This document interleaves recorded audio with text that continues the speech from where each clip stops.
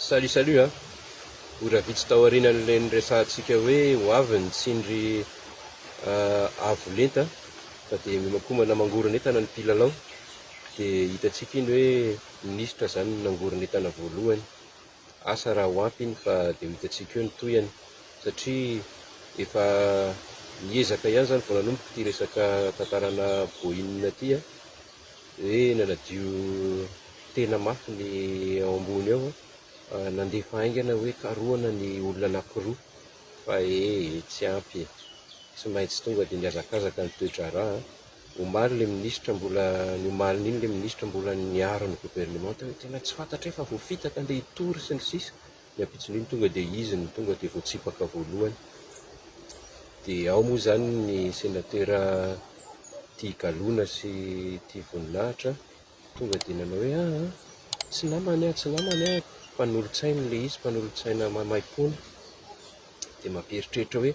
inona zany no nisolonosainanao tao nandritra n'izay hafirinany arahana tao raha salamireniny ny zavatra nafitsony asa izay efa vitanareo tao izay vitany tany tao amin'ny tsy tratran'ny masoandro moa zany dia efa kotiny ihany dia vidiny dia nanadio tena lotsiny aloha zany io hatreto mbola tantara hafa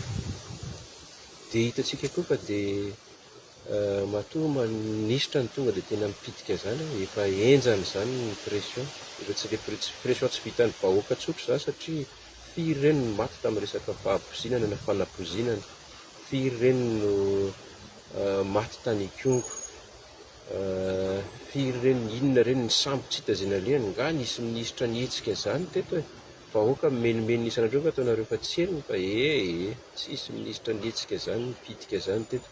ny hany mipitika teto dia direktera ray iny napitika ny azy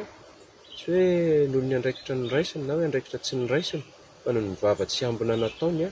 nampisafoaka ny olona rehetraretra dia zara raha nisy an'iny zany atao analana ny sorosorom-bahoaka dia iny napitika tany fa ity tonga dia ministra ny tonga dia nanidina tao anatin'ny fotoana fohy